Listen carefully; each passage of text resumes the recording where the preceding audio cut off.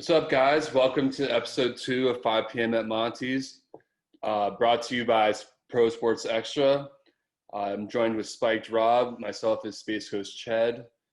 Those are our handles on Twitter. We're here to recap the bloodbath that was the FSU Miami game. Any quick reactions? As Bobby Boucher would say, we opened a can of whoop ass on those guys. It was beautiful.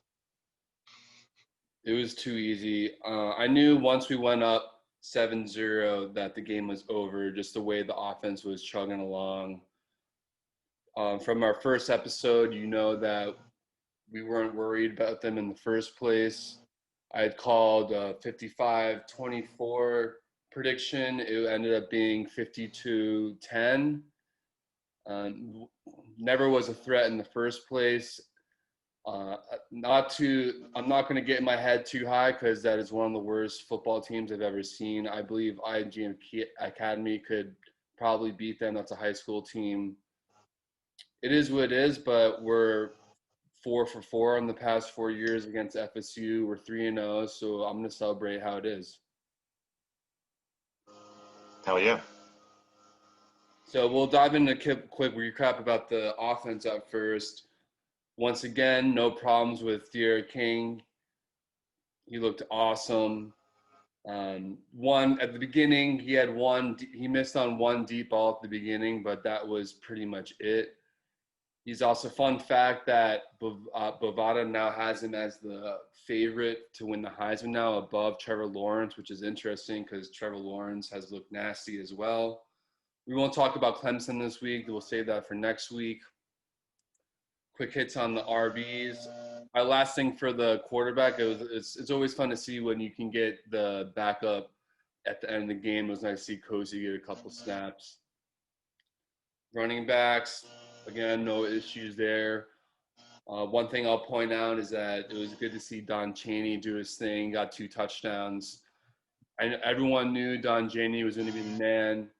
He was one of the biggest Miami guys in the recruiting class holding it down. The only thing I didn't expect him to maybe produce this much this early because he had that offseason injury. But awesome. Overall, I think we played 21 freshmen in the game, which is a great look for recruiting. And we got a great running back by committee. Cam looked awesome. Rooster still did this thing. I believe we also even got Robert Burns in there too, which is a sight for sore eyes. Absolutely. We could have just run the ball the whole night, and I think we specifically passed it more just to show Clemson a different look, which we'll get into next week. But I love the fact that we could do whatever we wanted, and we had a very targeted play calling scheme to show a lot of different looks to make it difficult for teams to prepare for us. Yeah, and to that point, just like even no matter like we looked awesome last week. Last week was looked good. He already looked good before Louisville, but like I love to see how he doesn't. It seems like he's like not showing everything that his whole game plan yet, and he's waiting for Clemson. So transition to the receivers. This is my biggest thing I want to talk about here. I can't rely on Pope and Farley. We'll talk more about Pope on special teams at the end, but they're just inconsistent and not what I expect from upperclassmen at this point. I really thought one of them would step into that James Prochet role that Lashley had at SMU with all the targets, but it seems like they can't handle that, obviously. Pope had some decent snags, but they both had drops. And the one thing I'm not sure, I didn't get too much clarification on it. There's not, especially one thing to do with the UM being a private school, but I didn't hear any. I thought Jeremiah Payton was going to be back this week from COVID. I didn't get any snaps. I'm looking for an update for that, definitely, because I think he's probably our most reliable receiver at this point. And I would like to see Redding and get more snaps, and Restrepo didn't get any snaps at all at receiver, and I think at this point that it's a must need at this point. Tight end. I thought that. Oh, sorry. Yeah, go on. So Wiggins looked good on his deep ball. I would say that he plays a very specific role in our offense, and we need those other guys to step up. But Redding showed up when he got on the field. He was targeted a few times. He looked good on the catches that he made. Even before the fourth quarter, he was out there as the guy spelling Pope, which is a great sign because it wasn't obviously 50-50, but they were making a little more of an effort than I saw in prior games to make sure he got on the field, have a reason to pull Pope off the field. And maybe that pressure got Pope to show up a little more as a receiver. Maybe not, but at least they're already working him into the rotation, so they could potentially rely heavily on him if Pope has a drop and he starts making the catches like he did this past week. Yeah, thank you for bringing that up. Wiggins was a point I forgot to make. Him or Payton are the number one receivers, and I'm impressed with Wiggins. He a lot, especially on the deep balls. He had his freshman year. He struggled with a couple drops, but he looks like he's figured that out. And he's a burner. It's so nice to have someone who's always that deep threat, and if you let him go one time, it's a home run shot. It's awesome. It's always good to have that in the bag. Tight ends, again, no complaints here. Brevin did his thing. I know Kyle Pitts had a big weekend, but man, it's not like people like to say Kyle Pitts is the best tight end in the nation. I personally think Brevin is better, not even biased. I mean, just overall as a tight end, he's a better blocker. But I mean, won't get too by a mile. Yeah, by a mile. Like, won't get too into Pitts right now, but I consider Brevin's like a more true tight end, even though he's slightly smaller, and Kyle Pitts is more of like a big slot Devin Funchess type guy. But yeah, that's tight ends and running backs, quarterback are the backbone of our offense. Anything you want to say about the tight end before you go into O-line? So I'm going to be coming out with a blog during this week, during the off week, to kind of diagnose a little bit more of the play calling, especially the formations. And we use Brevin as a down, one hand down, 3-point stance tight end a lot. And we've got a legit one who already can do that in Will Mallory, but we let Brevin go to work and block a lot on the line. So in the second offensive possession, you guys will see this on my article if you check it out on PSC, we put Brevin on the line in the fourth and short situation right inside the red zone, and we lined up in the Wildcat. We actually had our starting right guard behind him as a fullback, and then we also had Will Mallory in the back, and then we had Cam get the direct snap and run forward for the first down between the tackles, between the center and guard. But we very easily could have put 6 offensive linemen. We actually had 6 offensive linemen in the huddle, but the person we put on the line was not our guard. It was Brevin Jordan, and he jacked up the guy that was supposed to be his assignment. You would never, ever see you'll never see a tight end from Florida doing that, not in a million years. So that to me says just all the difference in the world about how he is the best all-around tight end for sure, and a great asset for our team. Yeah, that clip that you're mentioning was an awesome clip to see. I got so excited seeing that. So you want to go into the O-line a little bit? Absolutely. So they killed it. As we talked about last week, we needed to see them acting as a single unit, as a cohesive whole, and pretty much throughout the game. And they did that from pretty much the first play of the game all the way through. FSU specifically, they have a very weird hybrid defense on purpose to try and throw a lot of different looks, try to make things difficult for you to know who's coming from where. And I believe the stats that I looked at said that De'Eric got basically no pressures. In terms of the first 2.5 seconds, there was no pressure on him. There were times when they would try to break through the line. He was able to get the ball off clean every single time. The only one that I saw where he was notably pressured was on the deep ball to Wiggins, but that was more than 2.5 seconds because he needed that extra time to get the ball 50 yards on the fly. And even then, Will Mallory was the one who had to block the DN solo for that because it was a rollout. It was not on our starters. The other thing that I thought was great was that the same 5 guys were out there every single play. We swapped in and out guys. Even in a very high tempo offense, we never had to swap out any of our offensive linemen, and they showed up and just they handled their business. If they have even a 75% chance of having that sort of success, like kind of 3 out of every 4 plays they're acting like they did against FSU, for any team that we play this season, we should have no problem scoring at will on people. It was beautiful to see. That's an awesome point you make about how it was the same 5 guys every time, especially with our new offense. Anything last points on the offense where you want to switch to defense? I can't say enough about that 50-yard pass to D. Wiggins. Mm-hmm. Everything about that play, the play design, the play execution, and the fact that the one time that De'Eric had pressure in his face, he basically short-armed a pass 50 yards through the air. That, to me, should give every defensive coordinator in the ACC nightmares about the fact that he doesn't have to be mobile and he could still torch you. It was just the longer I look at it, the more I freak out about it. So. Yeah, it's just awesome to see, like I briefly pointed out earlier, just like both Lashley, the whole offense in general, and like King himself are just slowly improving with every game. It's like what you want to see ideally. Oh yeah, and if they had 4 years to work together, it'd be all over. It'd be not even a.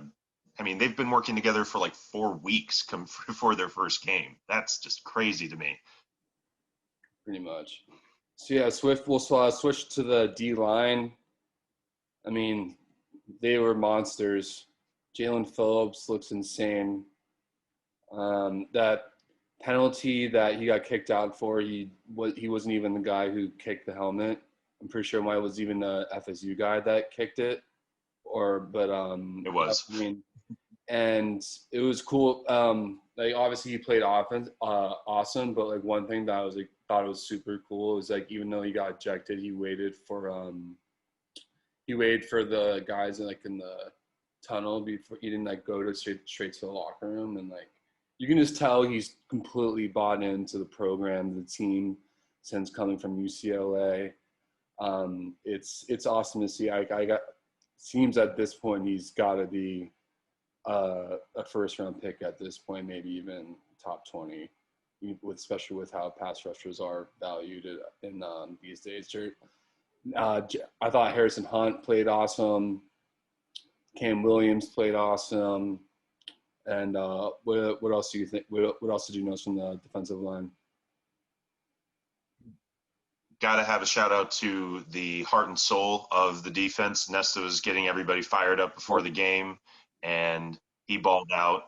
And Quincy Roche, I think part of the reason why Jalen had such a great game is because Quincy was very, very hard to contain. They were doing everything they could to slow him down. He made some great plays, but he was drawing, in my opinion, a lot more attention from the offensive line than Jalen. And also, to be fair for Jalen, he was picking on the weakest part of that offensive line from FSU, the right tackle. That was the position that they changed like 4 times against Georgia Tech, and they still don't really have a starter there. So just in general, the line, like you called it, the line was going to eat, and they ate. They did a great job. It's pretty, Nesta I love Nesta so much. As you said, he's the heart and soul of this team. He knows the culture. And it's pretty insane when you think about it that we could have 3 tight ends going in the first round next year with Roche, Phillips, and Greg, and how the defense hasn't the D-line. I mean, like when Roche, when Russo opted out, obviously, like, it wasn't the most ideal news, but I knew that it would be like this, that would be fine. And it's also funny that two defensive ends with the same number from the same school will probably go in the top 20 next year. It's just awesome, and Absolutely. it's just a joy to see. And again, can't say enough about transfers coming in and immediately buying in. Mm-hmm. Quincy's a transfer.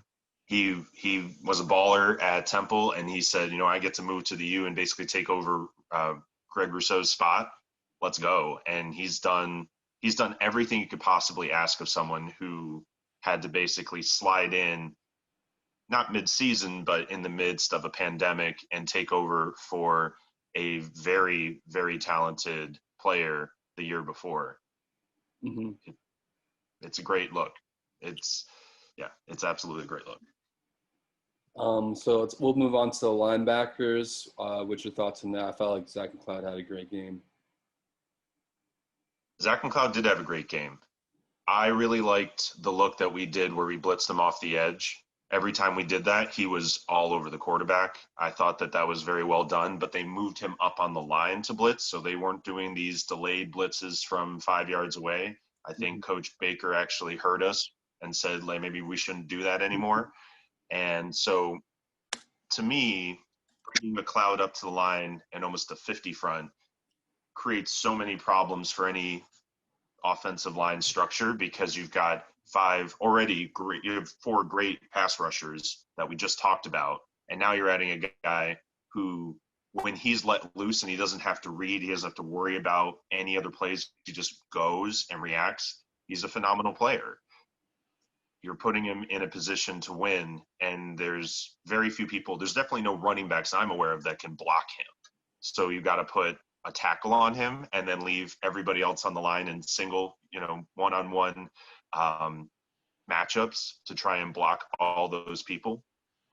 We should be able to create pressure against anyone if we commit to something like that.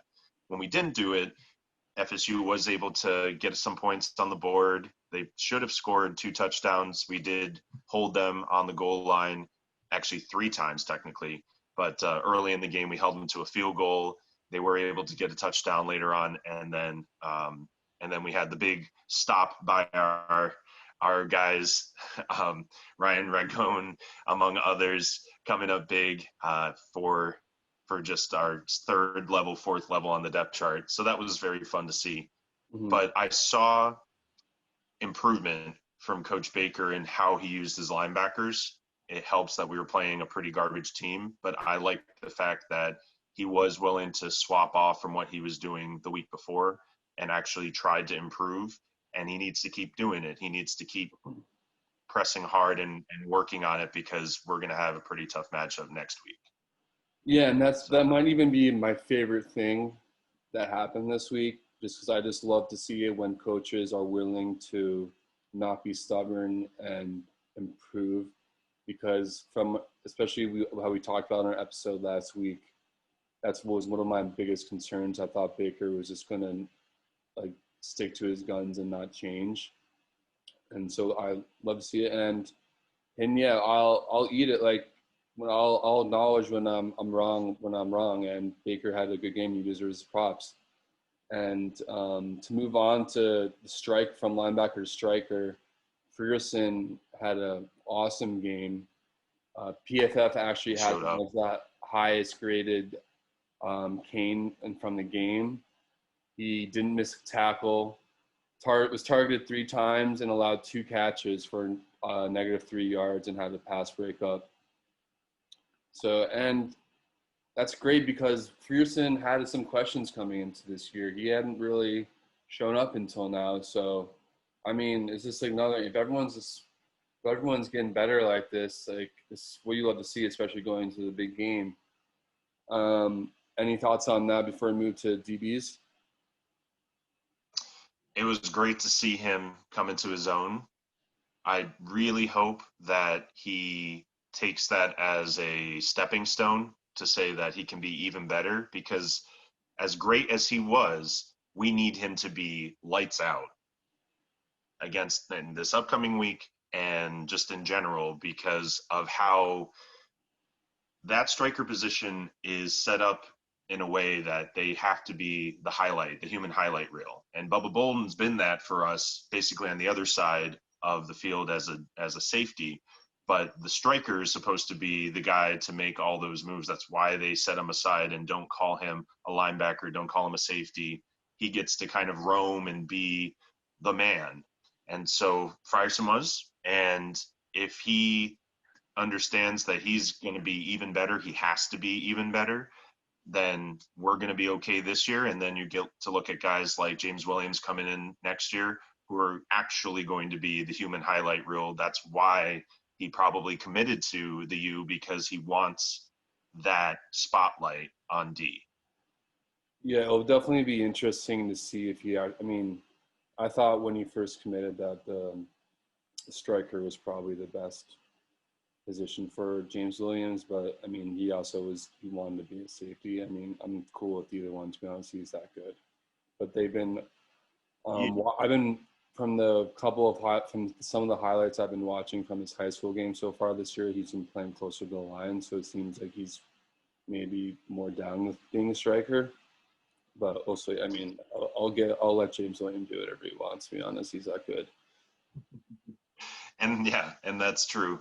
But if we're able to show how the striker position can really be the linchpin in our defense, Frierson has the capability of doing it. He showed it last week.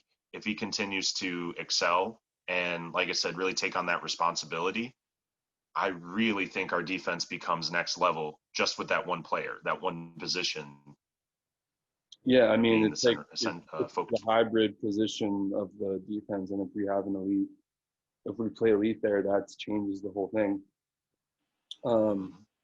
So to transition to our DBs, awesome. I was another thing I gave DJ Ivy shit, but he's a couple weeks ago, but he proved me wrong again, and I'll admit it, and it's awesome to see.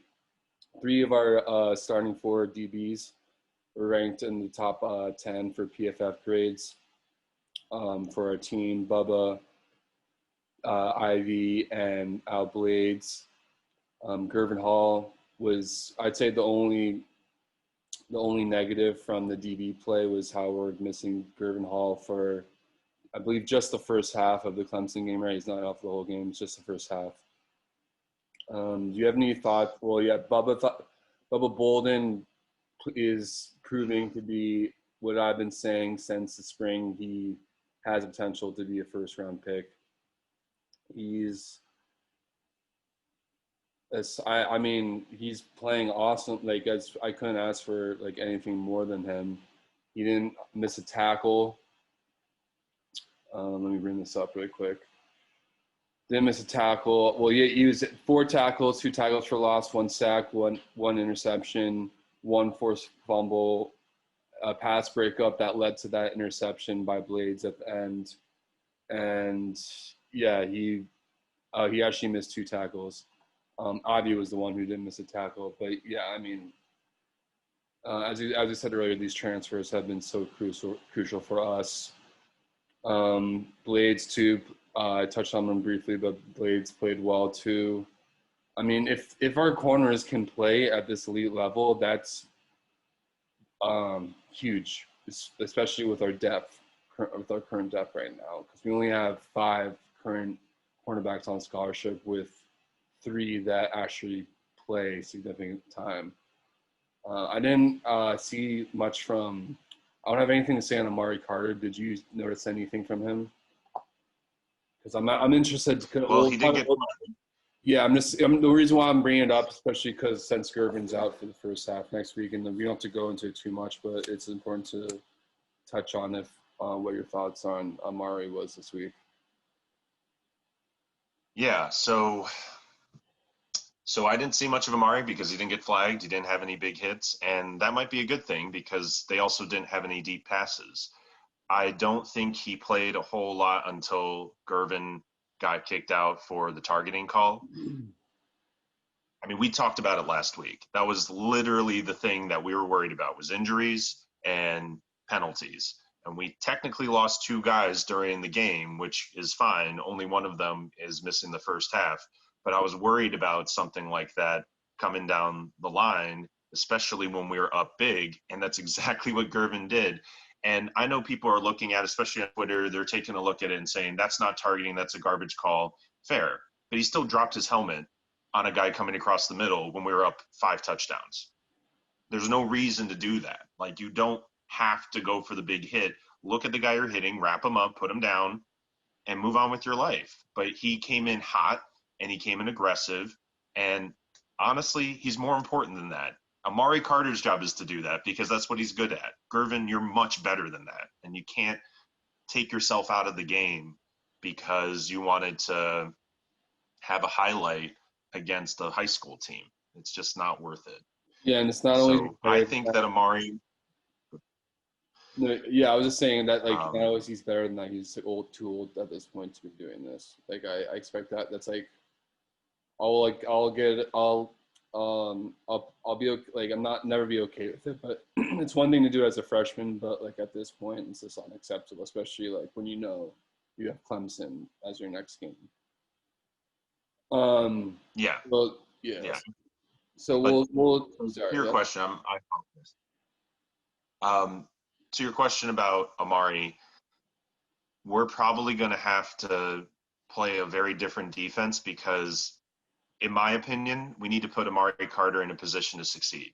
And the way that we put him in a position to succeed is by not making him play deep coverage. We put him in the middle, and if he goes for a big hit and gets flagged for it, first of all, I actually trust Amari at this point to make a big hit and not get kicked out because of it. That seems to be his skill set at this point. He's very good at that. But we need to have receivers who are afraid to come across the middle if we're going to slow down or otherwise interrupt what other teams want to do if Amari is going to be starting, particularly Clemson, but in general. If we're going to have Amari out there for a lot of plays, we want him to be the person that they're looking at instead of the ball. And so in order to do that, starting him 20 yards deep is not going to help with that. So I think he can do it, but we have to put him in a position to succeed. Yeah. I mean, it's a good thing that pretty much all of our safeties can hit pretty hard. Yeah. So we'll touch on special teams before we wrap this up. You predicted Pope dropping that ball, and I mean, couldn't be too surprised. Like the ideal situation is to have an upperclassman returning kicks, but we're not getting it at this point like we did with KJ last year and Barrios the year before. Pope's not getting it done at this point. Like, I wouldn't want a freshman returning kicks, but I would like to see Restrepo or Knighton take it over. I trust Restrepo. He doesn't have a freshman mentality, so it's not exactly putting a usual freshman out there. And then punter and kicker did their thing as usual. That no surprise there. Like, they're ballers. Well, what's your thoughts on special teams? So I hate being right about Pope. He came out fired up, and he tries too hard. That's honestly the number one thing with Pope is that he thinks he's the man, and he tries to do things that most people, you just be conservative. Don't try and catch that punt. What's the point of trying to catch that punt after you fair caught it? It's 20 yards away from you. But he thinks he can make all those plays, and he can't, and it leads to trouble. And that's the sort of way that he returns kicks and punts in general, is he's waiting for the home run play because he knows he can do it, but that doesn't help the team. So he can't be in that position because it doesn't benefit us 9 times out of 10. The one time he hits a home run play, great, but if he fumbles every other game, we're still going to end up losing games that we shouldn't.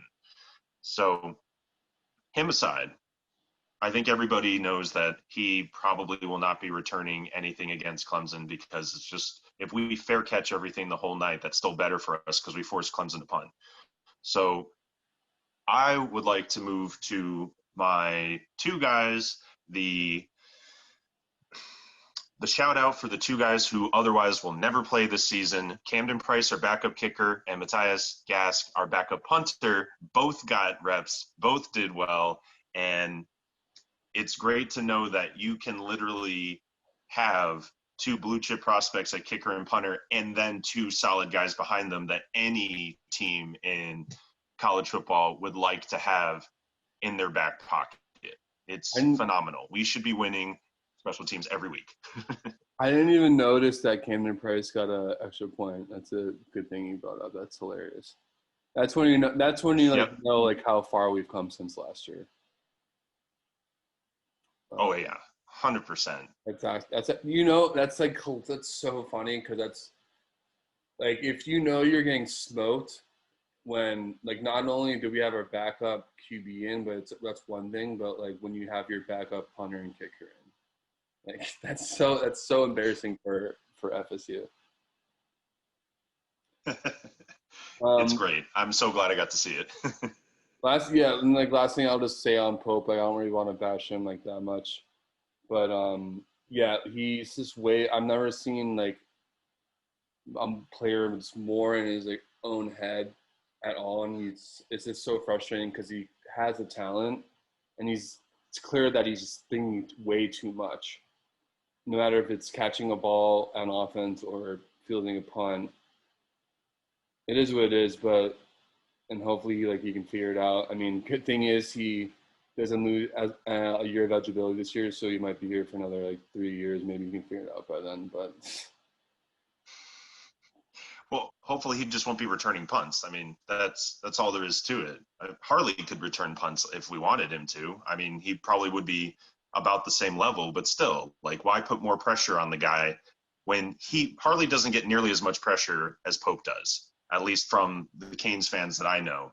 Nobody gives Harley that much shit, but we also see him in limited circumstances. He's a slot receiver. Pope's out there tons of snaps and on special teams, and he's not performing. Why put him in that poor position? Make him think even more about what he's doing. yeah, I mean, I think the reason why he gets more shit than Harley is just because Pope was 5-star. Harley was still a 4-star, but I mean, Pope was a huge recruit. And also, people don't expect, like, and to that point, people don't expect as much from Harley. And another reason, like, Harley gets a pass a lot, I think, because he's like a big locker room guy. He's a good teammate. He's always he's like sort of like a glue of the locker room, especially with like the seniority. So he gets a pass. I mean, I don't want to bash Harley either, but like those drops, he's had some really bad drops. And I mean, I'm always good with second chances, but like, I mean, it's Clemson next week. I don't want to get into it too much right now, but there needs to be other people getting chances at both wide receiver and returning. Last thing I'll say before we head out is that I don't believe we had any injuries this week, right? I didn't see any major injuries, anything that popped up as a big deal, which quite honestly I was surprised by because we had a targeting call because Gervin was kind of being stupid, but FSU was going for targeting and one of their guys got kicked out and congratulated for doing it. So I'm just glad that nobody got seriously hurt because of those sorts of shenanigans. I think the biggest thing we want to look for in this upcoming week is who's getting reps, who else is getting an opportunity to be ready for Clemson besides the guys that we talked about. So is going to be the guy to actually step up behind Carter this week because we know Gervin won't be in there for the first half, who potentially will be getting reps at receiver or at punt returner, kick returner for the places that we already talked about, because they have 2 weeks. So they have an entire off week to really install and put someone in position to step up and be that person. And yeah, it'll be a lot of pressure, but at least we have a full week to prepare for it plus some. So that's what I would say you'd want to keep an eye out for on reports coming out of practice as to who might be getting a little extra attention during the off week. because hopefully they'll be able to step up. Yeah, that's definitely something to look into. I think Brian Bale's got to be ready to play at safety. And I mean, we're missing. This is a big game that we're missing Avonte Williams for. Hope he gets better for next year, but won't get into too much before next week. And we'll wrap this. We'll call it a wrap for episode 2 of 5 p.m. at Monty's. Thanks for hanging with us. We'll be back next week for the Clemson preview, and we'll actually have a special guest Clemson fan, Mike Girocco, on the pod to talk that side of the ball.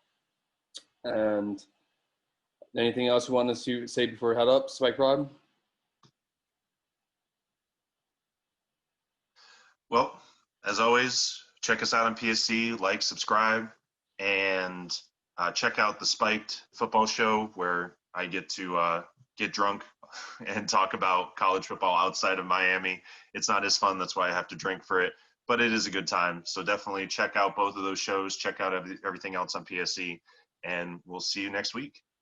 Yes, please check those out. You can find us on at Spiked Rob and Space Ghost Tread on Twitter.